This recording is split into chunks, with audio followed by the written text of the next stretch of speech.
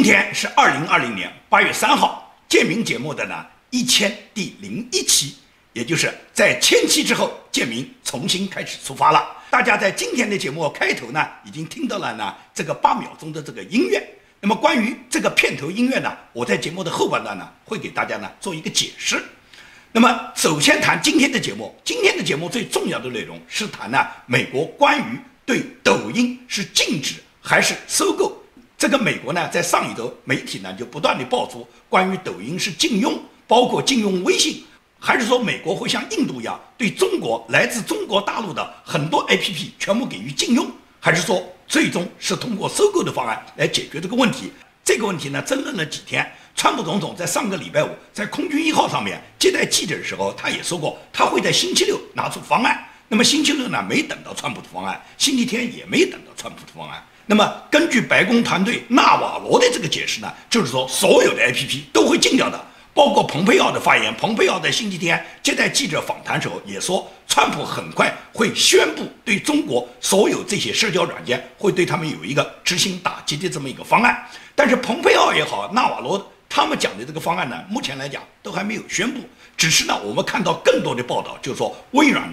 现在已经在开始收购这个字节跳动在美国的这个抖音了，而且说是川普总统给了他45天的收购时间，就是在9月15号之前要完成整个微软对这个字节跳动在美国的这个业务，不光是美国，包括抖音在海外的所有市场上的业务，由微软花550亿美金去把它收购。这个事情我觉得真的非常蹊跷。现在可以这样讲，美国都在去中国化，在去中共化。当然了，尽管中共他不断的去把这个字节跳动、把这个抖音跟中共挂钩了，中共外交部的发言人他呼吁美国不要禁抖音海外版。那么中共外交部的这个做法一贯是表达他们自己这种强硬的立场。作为抖音的老板，肯定不愿意外交部发言人这么去说了，因为现在抖音都极力解释，他抖音跟中共没什么关系。但是外交部还硬要把抖音的事情拉到外交部新闻发布会上去讲，你这样不就是一下子让美国认定抖音跟中共100%有关系吗？不就是一个华为吗？实际上就是华为。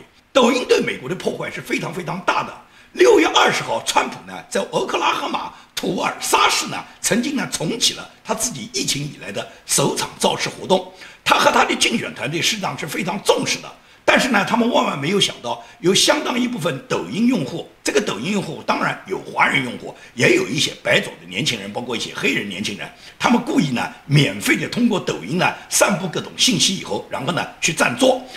以后最终都不出席，这样就导致了川普总统造势的这个现场本来可以容纳19000人的场地最终出席的人只有6200人，也就是1/3人进了场。而大部分川普总统的支持者因为没有票，根本就进不了活动现场。所以说，你认为这种行为是个人行为吗？这就是通过抖音对美国大选的一个破坏。中共他是一贯是利用你的民主制度开放来打败你。你有新闻自由他就到你那个地方去设新闻媒体；你有集会自由他就到你那个地方组织华人，包括组织白人、黑人进行游行示威抗议你。所以说，美国有很多媒体已经认识到中共对美国的这种邪恶，中共利用美国民主制度里面的这些漏洞，或者说利用民主制度的这种开放，然后中共巧妙地利用民主创造的各种机会然后他们对美国进行大规模的渗透，对美国意识形态把它搞乱。The Chinese Communist Party has a saying when it comes to their warfare, psychological warfare operations and other forms of subversion: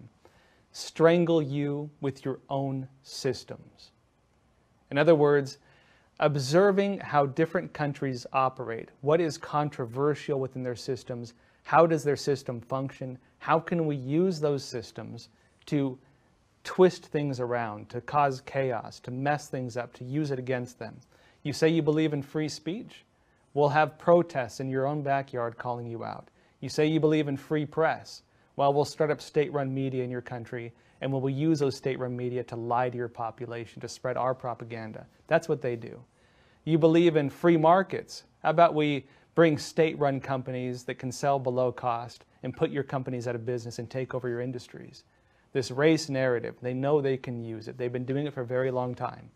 There are different groups, for example, Committee of 100 in the US, who every time a Chinese spy is arrested, they call it racism, because they know that's what we're sensitive to.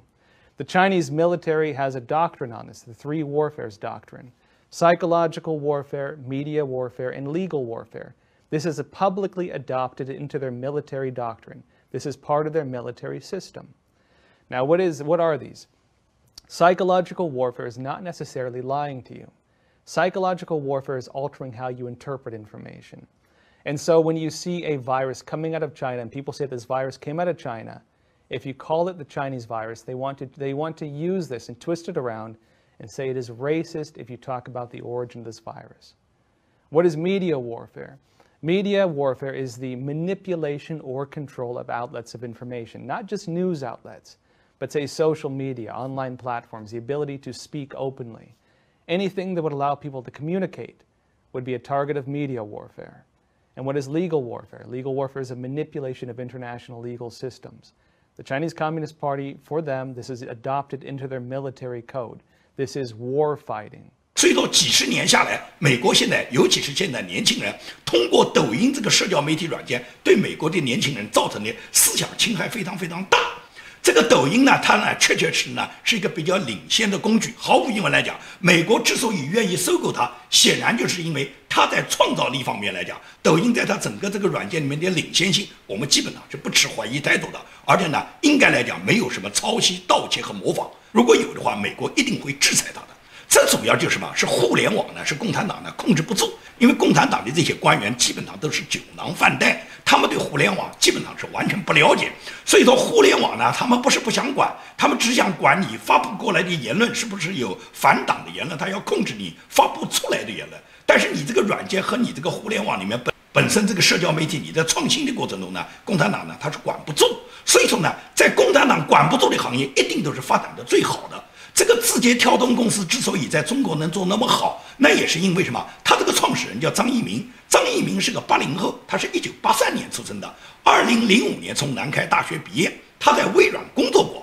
所以说呢，他有海外工作的这种经历，同时他对海外这个社交媒体的市场呢也相当的了解。所以说呢，他在2012年就创办了这个字节跳动公司，开发了呢头条新闻 APP。那么头条新闻 APP 毫无疑问来讲是拥护党、拥护国家，是共产党给他发的牌照了。也就是他在支持党国新闻宣传的同时，他这个头条新闻呢做得相当不错。到2016年呢，他又开始开发了呢叫抖音 APP。这个抖音 APP 呢相当的成功，应当来讲它的技术是相当领先的，所以他2017年用10亿美元呢就收购了美国音乐的 APP 以后，然后呢他通过收购美国这个音乐 APP 进入了美国市场，在美国市场呢做得非常好，现在在美国已经被下载了10亿多次。张一鸣本人呢，他作为呢这个字节跳动的老总，他的身价也很大。2018年时候，福布斯给他定的这个身价是40亿美元，到2019年他一下子就跳到了162亿美元，也就是身价翻了4倍多。那么字节跳动公司在今年前3个月的营业额呢是50多亿美元，说明就是字节跳动公司确实做得非常成功。那么抖音的应用之所以在全世界走红，主要是什么？美国的年轻人追捧，西方国家的年轻人都很追捧。目前来讲，抖音在全世界，就是中国大陆之外，它已经被下载呢，都将近20亿次，被美国下载就有1.65亿次。这款应用视频软件呢，它不仅有辩论，在种族司法正义和即将到来的美国总统选举等各种政治问题上面，都可以看出抖音的这种政治取向。所以说，美国官员呢，他担心抖音对美国国家安全造成威胁，担心这个抖音对美国年轻人思想上造成的侵害是完全有道理的。所以说，关于抖音是否要禁掉，那么美国多次有过讨论。目前来讲，听说是微软准备在9月15号之前把它完成收购，收购的目标是抖音的海外市场。那么微软公司它之所以愿意收购呢，微软公司它是看到抖音在美国就已经有8000多万用户，这是巨大的一个用户市场的呀。但是我不知道微软公司有没有想过，抖音不简单是一个 APP。抖音它之所以在美国能做那么好，在海外市场能做那么好，它有它的打赏和发红包功能，而这个打赏发红包的功能，至今为止都是中共在贴钱补贴。因为中共它有大外宣的宣传经费，这种大外宣的维稳经费、宣传经费，它通过各个项目去发放的。那么抖音公司毫无疑问是领取了大量的大外宣的这个补贴经费，然后用于发红包和打赏。而他这种发红包打赏，就显然在美国的年轻人里面能造成什么？美国年轻人只要上抖音，只要他们发各种抖音段子获得点赞以后，他们就可以获得外快。这些美国年轻人当然玩得很愉快。中共就是用对企业补贴的方式，然后让这个 APP 迅速的在美国和西方国家迅速成长。因为中共不在乎花这点大外宣的经费嘛，对于美国社会，只要能够渗透洗脑，能够干扰美国的政治，能够干扰美国的大选，对于中共来讲完全是划得来的嘛。只不过微软公司你收购了以后，你还可以继续有这种补贴这个企业的这种可能吗？拿出你大把的银子去补贴吗？现在美国要花500亿美元去收购这个抖音，我真的不知道这个抖音有什么必要值得美国去收购。像印度一样把它完全禁掉就完了哇，你不禁掉也就变成抖音它实际上是有一个世界级的市场，也就是中国大陆有市场，海外也有市场。虽然你讲股份剥离，但是它的软件和它的运用程序是同样的，它是一个公司开发出来的，它是一种应用程序啊。你这种禁不过是从股份上的剥离啊，是人为的设置一个防火墙啊，也就是国内的抖音和海外的抖音是两回事，中间有一个墙架的，但是实际上他们的应用、他们的平台、他们全球是共享的。所以说你现在把这个抖音是花500亿美金把它买下来了，那中共有的是办法，过不了几天中共又搞出了一个灿音啊，颤抖啊，抖完了就颤啊。这一次抖音卖了500亿，下次灿音卖你800亿，中共肯定能这么干的。所以说美国在很多重大问题上面在做出选择的时候，往往呢是一错再错。大家记不记得去年香港黎智英访美，当时美国国会一个重量级的参议员就问他，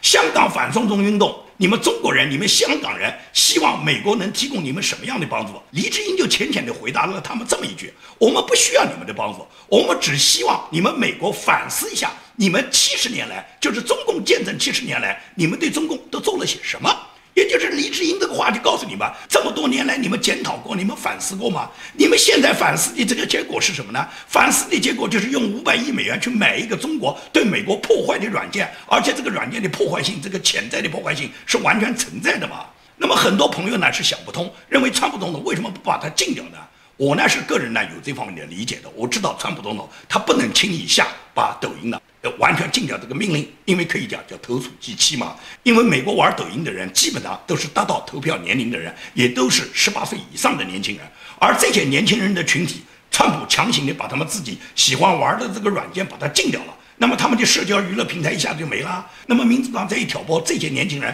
他们还会投川普的票吗？可以讲有几千万的这个用户啊，抖音这几千万的用户，这几千万的选票对于川普来讲太重要了。而且这些人都是年轻人，某种程度上来讲都是没有长大的年轻人，这些在娱乐圈里面玩基本上就是叫孩子，孩子是最恨抢走他们玩具的人。如果是这样的话，也就是这些人一定都去投了民主党，不会投川普。所以川普很在意这几千万选民他们手中的选票，川普呢就投鼠忌器，他就不敢随随便便把抖音把它禁掉。所以呢，我理解川普呢肯定有这方面的想法。那么川普还有一个顾虑，就是抖音是在美国上市的，如果说你把抖音禁掉，那么抖音在美国上市的这些持股人、这些股份所有人，他们毫无疑问来讲都会受到影响，这些人对川普就有记恨。那么这些人毫无疑问来讲，也增加了川普选情里面的敌人，而且这些人会指责川普呢剥夺了他们的言论自由权。美国不是像中共那样专制体制啊，说进哪个公司就进哪个公司啊。在中国可以讲，中共不要说禁掉一个公司，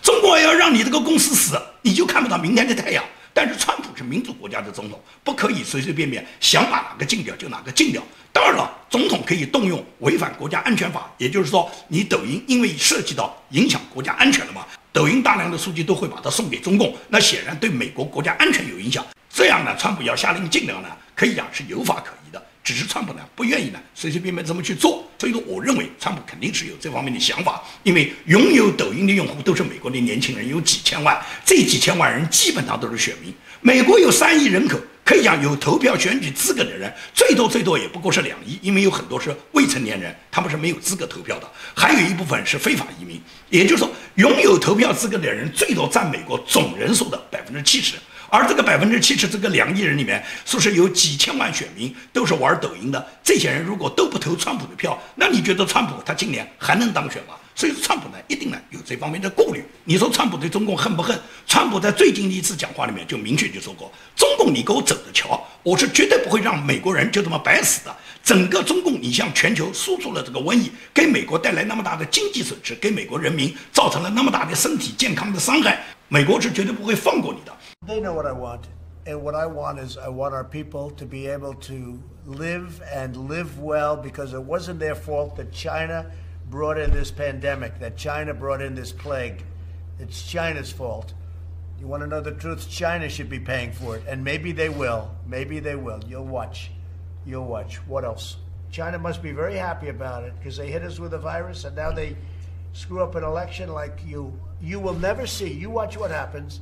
那么美国对中共打击的方法有很多，可以讲有很多套组合拳，美国都会一步一步去修理中共。在这种情况下，美国现在已经密集的开始对中共的各项在美国上市的公司进行调查，包括对美国那些跟中共勾兑的大型的互联网公司也都进行了这个调查。上个礼拜，美国国会就专门做了一个听证会，对美国4大网络媒体公司，也就是亚马逊、谷歌公司、推特公司和脸书公司，对这4个公司里面的 CEO 对他们进行了一个国会听证。在这个听证会上面，只有脸书公司的扎克伯格是跟中共完全翻脸的，他是完全就放弃了中国市场，他明确就说中共制定的互联网就是按照中共规则制定的互联网，这个互联网它不仅在中国制定了他们的规则，而且中共呢是希望把他们中国这个专制的这个规则呢推行到全世界。因此呢，扎克伯格就深刻地认识到中共这个互联网对全球的侵害，他扎克伯格脸书已经受到了很大的侵害。这是小扎可以讲唯一一次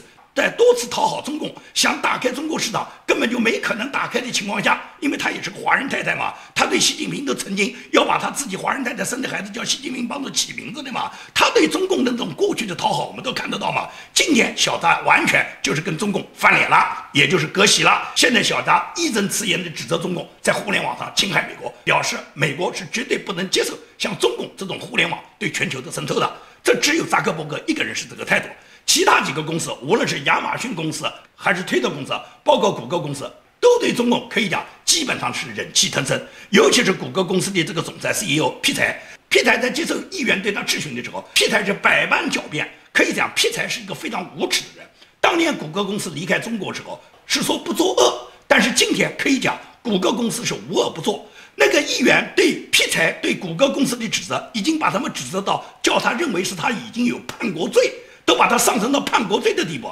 但是皮财呢，他从头到尾都是为中共解释，而且呢，他是答非所问，根本不回答议员的问题。他谈来谈去就是他谷歌公司做得好得很，他跟中共之间没什么勾兑，他跟中共之间的关系很正常。其实谷歌公司的堕落是大家都能看在眼里面的。You mentioned earlier in the discussion about China that your engagement in China was very limited, but yet Google has an AI China Center. The Chinese Academy of Sciences has published a paper saying that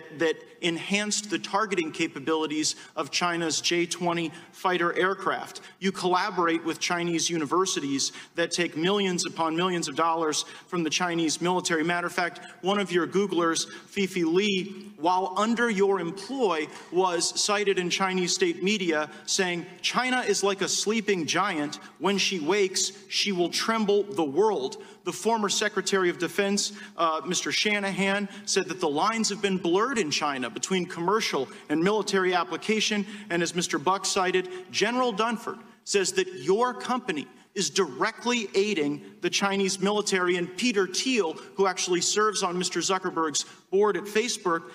said that Google's activities with China are treasonous. He accused you of treason. So why would an American company with American values so directly aid the Chinese military, but have ethical concerns about working alongside the U.S. military on Project Maven? And I understand your point about cybersecurity and those things, but Project Maven was a specific way to ensure that our troops are safe on the battlefield. And if you have no problem making the J-20 Chinese fighter more effective in its targeting, why wouldn't you want to make America as effective?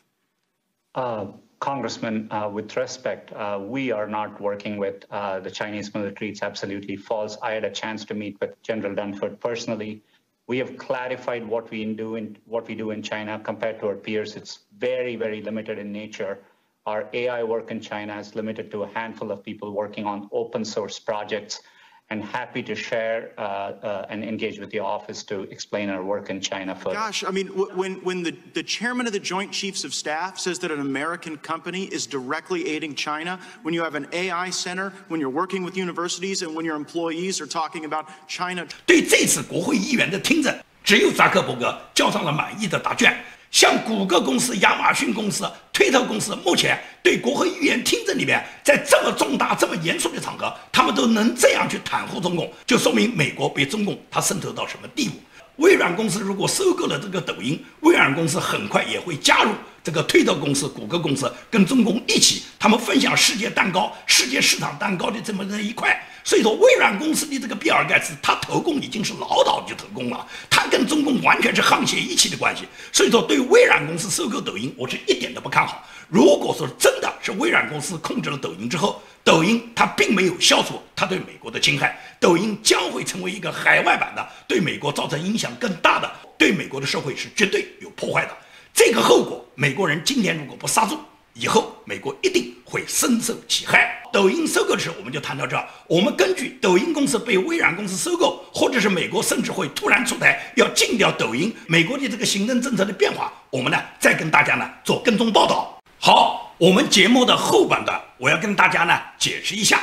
今天呢，从我的节目第1001期开始呢，我增加了呢片尾片头。我过去呢一直是跟大家讲，我这个自媒体啊，就是我一个人做，那么呢没有什么团队的。后来呢，有一个呢志愿者的字幕组的团队呢，一直在帮我的新节目呢给我呢增加字幕，这样呢他们就已经给了我很大的帮助。但是我整个的节目，它从编辑、从拍摄到最后把它合成，然后呢把它全部上传呢，这些工作呢都是我一个人做，我也一直呢没有一个片头。那么呢，我儿子呢有一次就跟我讲，他说：“爸爸，你的这个节目应该有一个带有音乐的片头，让别人一听到这个乐曲啊，马上就知道呢是你建民论推枪节目了。”我跟儿子讲说，我也想要啊，但是我没有人帮我做这个，你爸也不会做这个。我儿子讲说，那我来帮你做一个片头。我说你行吗？我儿子说 Let me try。然后呢，他就帮我去做了这个整个这个片头。所有的片头呢，时间不长，整个这个片头全部是儿子独立完成的。当然了，有些素材他是需要到互联网上去寻找的。那么整个这个片头做好了以后呢，儿子呢先给我太太看了一下，让我太太呢帮助提意见，修改以后，最终呢他准备把一个成品交给我。那么我太太看了以后，我太太就说，整个这个字头啊做的这么7、8秒，前面呢有点空，那么应当有几句话能够介绍一下你爸这个节目。因此呢，我太太呢就给我的节目呢总结了这么几句，就叫深度理性的剖析，辛辣尖刻的讽刺，忍俊不禁的幽默，激情澎湃的号角。那么呢，我太太用中文写好了以后，我儿子把它翻译成英文，然后呢中英文对照以后，他就把这个片头做好了。那么这个片头做的好坏，需要得到观众们的检验。我呢个人呢是对儿子来给我的帮助呢，感觉到呢非常高兴。我儿子呢是2006年出生的，是属狗的，今年呢在美国上9年级。那么他做这个片头运用什么样的特技，运用什么样的软件，我完全不清楚。我根本就不知道，他现在已经能够掌握，能帮助我做一些片头片尾，这样呢我就多了这么一个小的帮手。所以说呢，从现在开始起，我以后呢每期节目呢，在我的片头片尾呢都会加上这个固定的有乐曲的这个片头和片尾，目的呢就是为了让大家听到这个音乐呢，马上就知道呢建民论推墙节目开始啦。那么昨天的这个节目呢，就是我呢在1000期这个特别节目里面呢，跟大家呢谈到了我20多年前的一段爱情的往事。很多朋友都关心我的家庭，都问你这个爱情这件故事讲出来以后，你太太是什么想法啊？你太太会不会对你吃醋啊？我呢是要告诉大家，我太太呢确确实实呢，她从来不知道这么一个故事。当这个故事她知道以后呢，她就跟我讲，你一瞒老婆就瞒20年啊，因为我跟我太太结婚现在已经满20年了。所以说这20年来我没有跟太太谈过这件往事，倒是呢跟观众先谈了这件事，因为我觉得没有必要跟太太谈过去的事情嘛。至于很多朋友担心我发这个节目是不是我太太会生气，甚至会影响我和太太之间的感情，我呢要告诉这部分朋友呢，你千万不用有这个担心。你想想看，我的节目是公开发的，成千上万的读者都能看到我的节目。如果我太太是不同意的，我太太是不高兴的，会影响我们夫妻感情的，这种节目我发得出来吗？我太太一向是一个深明大义的人，我们夫妻之间感情非常好。太太之所以和我始终能够相濡以沫，就是因为什么？太太和我有共同的价值观，她始终在各个方面，尤其是在我追求我自己理想的方面，她始终是支持和理解我的。说句真话，如果他不理解，别说是我发个什么第1000期的什么爱情节目，我这1000期节目1集也发不出来啊！如果是太太和你不是一个价值观，是和你找别扭的人，或者是像我在节目里面讲到的这个女孩，仅仅是追求岁月静好的一个女孩，那是不可能我们之间能够维持我们20多年共同价值观的这个感情的。所以说呢，大家呢根本不用担心，我太太跟我之间的感情，我可以这样讲，是模范夫妻。这么20年来，我们两人可以讲是夫妻恩爱，精心培育我们的子女，我们彼此之间也是共担风雨，风雨同舟。刚到美国来的时候，是太太率先找到了工作，她考上了会计证书，因为太太的英语很好，所以说是她先考上了会计证书，获得了会计这个职位，然后很快给家里面带来了收入。所以说我太太实际上在各个方面来讲都叫贤内助，照顾好儿女，帮助好家庭，同时支持我的事业。所以说朋友们呢不用担心。那么网上呢也有一些朋友呢都认为我当年这个爱情呢可能有点可惜，因为有的朋友包括澳洲有一位网友，他就写的建明大丈夫应该能屈能伸，先抱的美人归以后再说啊。我可以这样讲，对这类网友的这种想法呢，我呢是完全不能支持的。因为呢我觉得一旦屈了你就生不了了，建明这个个性就是完全是不屈的，是不可能说先屈了再生，你屈了你还怎么生呢？再说你今天抱得了美人归，明天美人对你下了各种规矩，你怎么办呢？婚姻说句真话是双方对对方的一种信任，一种恩爱，是双方共度难关，风雨同舟，这才叫婚姻。如果设定了条件，在婚姻里面附加了各种条件，还没结婚呢就有什么保证书，就有什么条件了，你觉得这叫婚姻吗？这叫买卖。所以说这是建明肯定不会做的事啊。那么还有一部分朋友呢一直讲呢是希望支持我，通过看广告的方式来支持我，但是呢节目里面比较精彩，大家呢又不愿意呢这样呢等待广告，这样呢会打断节目。所以说我建议这部分朋友呢千万不要为了支持，然后呢你们呢这个硬把广告听完，我觉得呢广告你能跳全部跳过，这样呢你就完整的把节目听完。你实在是想支持我呢，你把这个节目听完了以后，在你没事在干别的时候，在你不能听节目的时候，你可以把这个节目打开，把建明的节目打开，你把它静音，你把它循环播放。像我呢是每个月都建立一个播放列表的，你可以打开，比方说8月份的播放列表，那么也就是8月份的播放列表里面是我8月份的所有节目，然后你一个节目接着一个节目，你就静音去听，这样你既支持了我，也不耽误你自己在正常收听我节目的时候硬要呢去把那个广告听完。那么我太太他们有没有碰到就是公安局对我们家里面进行刁难呢？就是我太太后来和我的这个婚姻和我之间建立了恋爱关系后，有没有受到公安局刁难呢？这个我要告诉大家，碰到，当然碰到。只是呢我现在的老丈人和我现在的太太呢，他们的选择不一样。我现在的老丈人他也接到过派出所这种所谓要当反革命家属的电话，我老丈人一句就把他顶回去了。我老丈人就告诉他们，我是革命干部，我很清楚，我没有任何问题，我知道怎么对付反革命，你们不需要跟我这样讲。女儿要当反革命家属是他们的事，没问题。我老丈人一口就把派出所顶回去了，派出所没办法，因为我老丈人讲说他是革命干部，他抵御得了反革命，不需要你们来讲，我会去教育反革命的，这样派出所就没办法了。而我太太毫无疑问来讲，她了解了我自己所有的往事以后，我太太是坚定不移地站在我的身边，始终支持着我，她从来就没有对我过去曾经的这件事情有过一句抱怨，也从来没对我做过任何要求。这个呢是有鲜明对比的。因为呢我喜欢的这个女孩呢，她后来呢最终呢没能跟我走到一起，因为她曾经跟我讲过，你就把保证书写上，将来如果发生了什么事情的话，我爸我妈拿你也是没办法的，这是她的一个设想。当时呢我没有按照她的要求去做，我也没有去写什么保证书，但是将来的事情是一定发生了。因为呢在2008年，也就是说如果那个女孩跟我没分手，我跟她真的是在99年结婚以后，也就是到2008年，那仅仅是在我们结婚只有8、9年的这个晨光，那时候可能有孩子也不过最多上小学，就是在这个时间发生了2008年我在江苏无锡领导的这个收获国际的这么一个大的维权运动。如果这个维权运动放在当时这个女生的这个家庭，那么会产生一个什么结果呢？大家可以想象一下，如果当时这个运动，我要作为这个运动的最主要的领导人，我出来领导大家的时候，当时是派出所的压力大到派出所就直接坐到我家里面啊，他们每天我一下班，他们就在我家里面堵到我的门口。那么这个时候，如果是碰到我前面那个女孩，我又是写过保证书的，那我那个老丈人老丈母娘会允许我继续领导这个小区的这个维权运动吗？他们老早就到派出所去汇报了，他们肯定把我这个女婿看在家里面，他们肯定要求我兑现跟父母写的保证书，兑现跟父母的诺言。所以说，整个这个小区维权运动就肯定是泡汤了。而那个小区可以讲，我是带头大哥，我领导到大家做完了这个小区整个这个维权运动，我们一共坚持了100天啊。所以说这100天100个日日夜夜，如果你的父母是反对你的，你的妻子是阻拦你的，你的家庭每天是坚决不同意你去领导大家的，你这个事做不起来的啊。再说那时候已经有 QQ 群了。只要在群里面一发这个话，你们不要给我们家建明添麻烦，你们不要这样，不要让我们家建明承担那么大风险，让他再次去坐牢。他已经坐过10年牢，你们谁愿意去啊？只要是家里面人在 QQ 群里面讲这个话，因为当时我们邻居已经形成了一个很大的 QQ 群了，在那个群里面我是群主。如果说我的家属有人讲过这个话以后，你觉得大家还好意思继续把我叫出来，说你继续当我们大哥，继续领着我们一起去维权吗？大家肯定不敢做了嘛。那么这个维权是一个什么行动呢？我呢放一个呢，当时呢当地电视台采访的这么一个短的新闻片，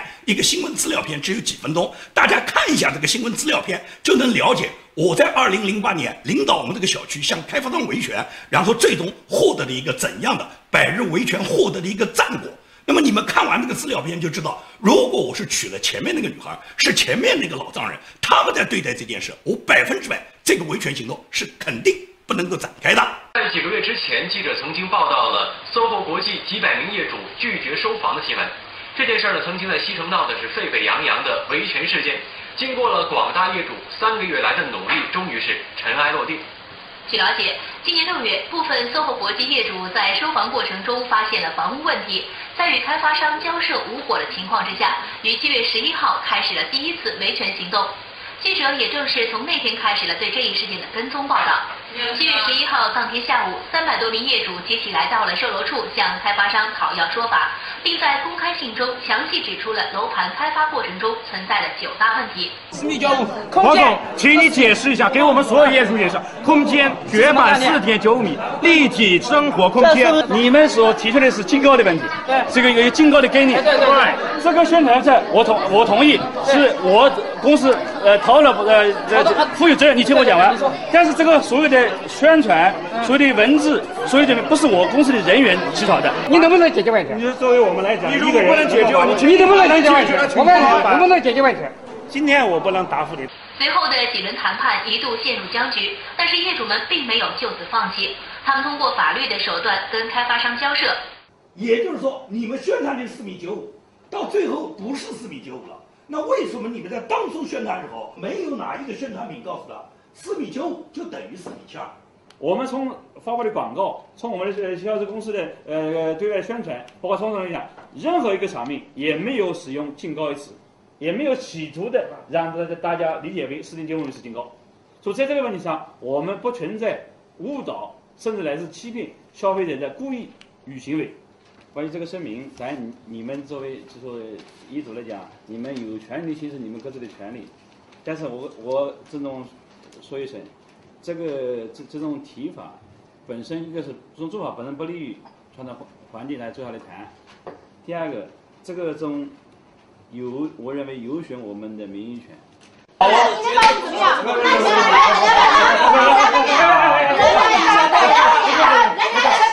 要不是打过来，给我拍下来，我现在就用个字骗你们开发商。骗你这么容易当受骗的？你说我错了，我没承认的情况下，你提出退房，那也简单，我同意你退，我全额给你，你要付我30%的违约金。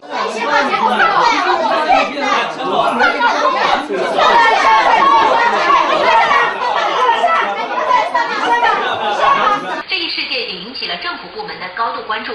开发商终于在9月9号正式敲定了赔偿额度问题，但在煤气管道的整改问题上依然不做让步。9月24号，在得知了当初煤气管道的铺设另有方案的实情后，200多名业主又来到华润燃气公司进行维权。在这一过程中，现场秩序曾一度失控，但也正是由于业主们的坚持不懈，由业主、开发商和市消协联合达成的3方协议正式出台。协议上，开发商同意向在10月底前办理收房手续的挑高房型业主提供每户15000元的装修补偿，同时，开发商将拿出140万元用于美化业主有意义的相关项目，而这笔资金，开发商将直接支付给消协，由消协设立专门账户管理此项资金，并由业主代表利用该资金实施项目改造，消协负责监管资金的使用情况。我们苏豪，你们说维权还不够成功吗？你们听说过哪一个楼盘开发商把房子让业主来改造？你们看到过有这么强大的一个业主力量吗？在我们苏豪发生了。苏豪为什么会发生？是在座的每一位业主，你们和我们心心相印，同心协力，所以我们胜，黄兴赢，老杨头输是必然的。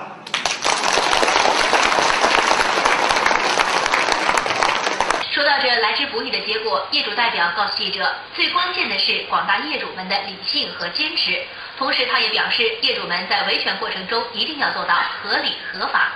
经过市政府苏豪工作组进驻苏豪楼盘2个月之久，开发商终于在国庆前，经过我们这场100日维权，跟我们签订了和政府、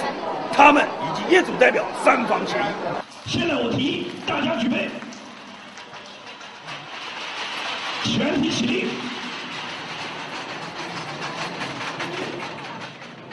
邻居们、业主们，我感谢大家的支持，有你们才有我们，大家共同举杯，为我苏豪胜利，对不对？那么大家看完这个资料片，大家就绝对能够得出这么一个结论，也就是说，我建明如果领导这么大的一个小区的维权运动，带着几百几千号业主跟政府一共斗了100多天，当然我们最终是获得一个比较良好的结果。这主要是我在指挥中比较理智，很多问题我考虑的都是有张有弛，有放有收，所以说呢，最终呢我们获得一个比较好的结果，每家都获得了赔偿，每家拿到了15000元的现金，另外呢还拿到了140万呢对整体小区里面进行一个改造的费用，所以说呢这都是我们维权的成功。而这件事放到我现在的太太，因为我现在的太太和我现在的老丈人老丈母娘，在我发生领导整个小区运动这件事的时候，他们都是每天都看得到我带着大家每天去做这种集会游行和各种活动的，他们都坚决的支持和鼓励我，他们从来没拖过我一次后腿。同时在任何出现风险的时候，他们都表示我们这个家庭跟你共担责任。所以说这就是我现在太太的了不起。因此我现在娶了我这个太太，并且我这个太太跟我生的是一对龙凤胎，可以讲我这个太太和我之间感情非常好，很多人都关心我的家庭，我过去呢从来很少谈到过我的家庭。今天呢我就在我节目里面放2张我和太太的照片，但是太太呢不允许我放现在的照片，所以我呢就放2张我当初娶太太时候婚礼时候的照片。孩子的照片也是这样，我太太不同意我放现在孩子的照片，那么呢我就放一段小小的视频。这个视频呢是我们孩子到了美国来打网球啊、滑雪啊，他们自己的一些风姿。